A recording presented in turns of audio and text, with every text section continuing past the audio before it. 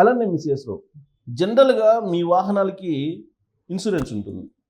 ఏదైనా ప్రమాదం జరిగితే కనుక ఆ ఇన్సూరెన్స్ క్లెయిమ్ చేస్తారు, ఇన్సూరెన్స్ వస్తుంది.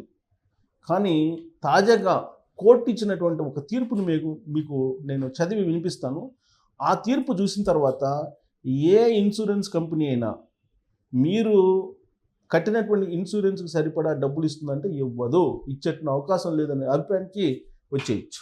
దానికి సంబంధించిన రిపోర్ట్ నేను చూపిస్తాను. ఆ తర్వాత నేను విశ్లేషణ కూడా చేస్తాను దీని మీద. సో ఇది ఇక్కడ చూడండి, నిర్లక్ష్యంగా డ్రైవింగ్ చేసి ప్రాణాలు కోల్పోతే బీమా సొమ్ము రాదు. విచిత్రమైన పరిణామం. అసలు ఈ ప్రమాదం ఎందుకు జరుగుతుంది? నిర్లక్ష్యంగా అవతలోళ్ళు ఉన్నా నడిపేవాళ్ళు ఉన్నా జరుగుతుంది. కానీ కోర్టు ఇచ్చిన తీర్పు చూడండి, నిర్లక్ష్యంగా డ్రైవింగ్ చేసి ప్రాణాలు కోల్పోతే బీమా సొమ్ము రాదు, కంపెనీ చెల్లించాల్సిన పని లేదు. సుప్రీంకోర్టు ఇచ్చింది. పైగా సుప్రీంకోర్టు ఇచ్చిన తీర్పు. ఇంకా అసలు బీమా కంపెనీలు, ఇన్సూరెన్స్ కంపెనీలు లెక్క పెడతాయా? అసలు ఇస్తాయా? చూడండి ఆ రిపోర్ట్ చదువుతా. అతివేగంగా నిర్లక్ష్యంగా వాహనాన్ని నడిపి ప్రాణాలు కోల్పోతే బాధితుడి కుటుంబానికి బీమా పరిహారం రాదని సుప్రీంకోర్టు స్పష్టం చేసింది. అతివేగంగా నిర్లక్ష్యంగా నడిపితే బీమా రాదని చెప్పేసింది. పరిహారం చెల్లించాల్సిన అవసరం బీమా కంపెనీకి లేదని తెలిపింది. ఈ మేరకు justice PS Narasimha, justice R మహదేవన్ల ధర్మాసనం తీర్పు చెప్పింది. 2014 జూన్ 18న ఎన్ఎస్ రవీషా అనే వ్యక్తి కర్ణాటక రాష్ట్రంలోని మల్లసంద్ర గ్రామం నుంచి అరసికెరే పట్టణానికి కారు నడుపుతూ ప్రమాదంలో మరణించారు. ప్రమాదంలో మరణించినందున బీమా కంపెనీ నుంచి 80 లక్షల పరిహారం ఇప్పించాలని కోరుతూ ఆ వ్యక్తి తల్లిదండ్రులు, భార్య, కుమారుడు తొలుత కర్ణాటక హైకోర్టును ఆశ్రయించారు. కారుని సొంతంగా అతివేగంగా నడుపుతూ ప్రమాదానికి గురైనందున పరిహారం ఇవ్వాల్సిన పని లేదని హైకోర్టు తీర్పు చెప్పింది. ట్రాఫిక్ నిబంధనలను పాటించకుండా అతివేగంగా నడపడం వల్లనే ప్రమాదం జరిగిందని పేర్కొంది. ఈ తీర్పుపై ఆ కుటుంబ సభ్యులు సుప్రీంకోర్టులో అప్పీల్ చేశారు. విచారణ జరిపిన ధర్మాసనం హైకోర్టు తీర్పును ఏకీభవించింది. ఈ తీర్పు ఒక్కటే చాలు ఇన్సూరెన్స్ కంపెనీలకి క్లెయిమ్లు ఎగ్గొట్టడానికి. ఇది ఒక్కటే చాలు. ఎందుకనంటే నేను ఎందుకు చెప్తున్నానంటే జనరల్గా మనం బీమా ఇన్సూరెన్స్ కడతాం కదా వాహనాలకి. ఆ ఇన్సూరెన్స్ కడితే ప్రమాదం ఏదన్నా జరిగితే క్లెయిమ్ ఇవ్వడానికి 1,00,000 అభ్యంతరాలు పెడతారు వాళ్ళు. వీలున్నంత వరకు క్లెయిమ్ ఇవ్వడానికి వాళ్ళు ఇష్టపడరు. వీలున్నంత వరకు ఎగ్గొట్టడము, లేదంటే వీలున్నంత తక్కువ ఇవ్వాలని ప్రయత్నం చేయడము జరుగుతూ ఉంటుంది. ఇది అందరికీ అనుభవమే, నేనే కొత్తగా చెప్పాల్సిన అవసరం లేదు. అలాంటిది సుప్రీంకోర్టే ప్రమాదం ఎలా జరిగిందో పరిశీలించిన తర్వాత నిర్లక్ష్యంగా డ్రైవింగు లేదంటే అతివేగంగా డ్రైవ్ చేస్తే మీకు బీమా రాదని చెప్పి తీర్పు చెప్పిన తర్వాత సుప్రీంకోర్టు ఈ ఇన్సూరెన్స్ కంపెనీలు క్లెయిమ్ చేసినప్పటికీ మీకు బీమా సొమ్ము ఇస్తారు అని చెప్పి మీరు అనుకుంటున్నారా? ఏ కంపెనీ అయినా ఇవ్వనే ఇవ్వరు. ఈ తీర్పును బేస్ చేసుకొని ఎగ్గొట్టడానికే 100కు 100% ట్రై చేస్తారు. జనరల్గా ప్రమాదం ఎప్పుడు జరుగుతుంది? మనం నిర్లక్ష్యంగా ఉన్నా ప్రమాదం జరుగుతుంది. పోనీ రోడ్డు బాగుంది కదా అని చెప్పేసి వేగంగా వెళ్ళినప్పుడు అవతల వాళ్ళు అడ్డం వచ్చినప్పుడు జరుగుతుంది. మన పక్కన ప్రయాణించినటువంటి వాళ్ళు, మన ఎదురుగా ప్రయాణించిన వాళ్ళు, మన వెనక ప్రయాణించేటువంటి వాళ్ళు నిర్లక్ష్యంగా ఉన్నా కానీ ప్రమాదం జరుగుతుంది.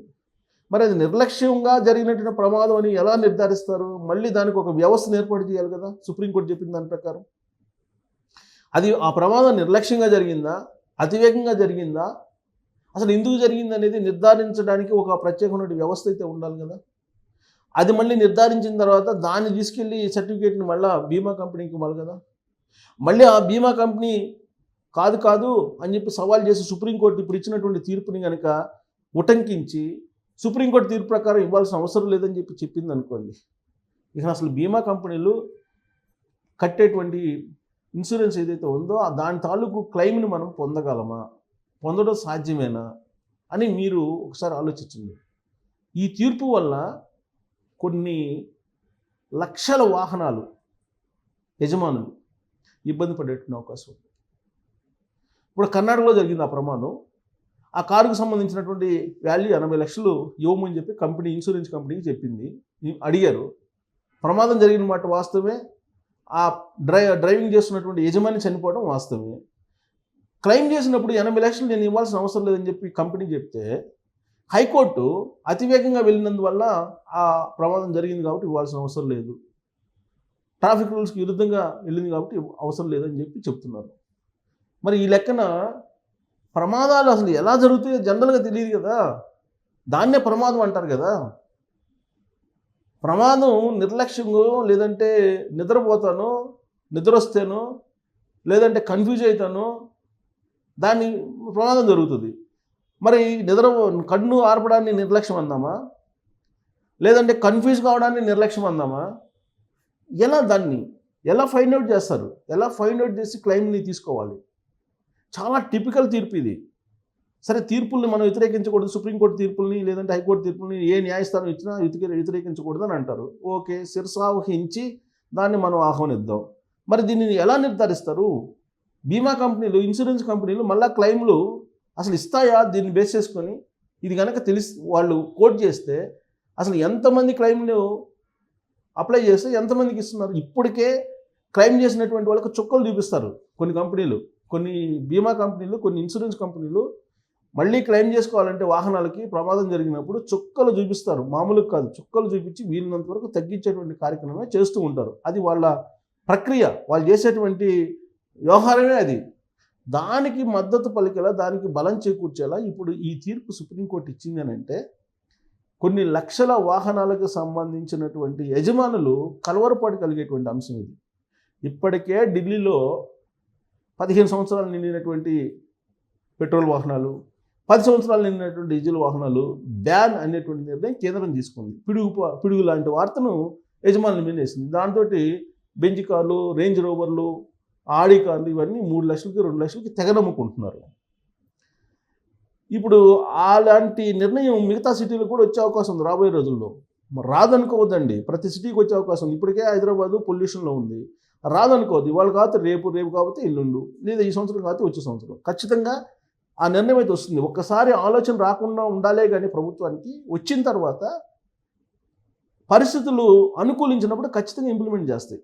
పరిస్థితులు అనుకూలించకపోతే ఒక అడుగు వెనక్కి వేస్తాయి తప్పితే పూర్తిగా వెనకడుగు వెయ్యవు ప్రభుత్వాలు.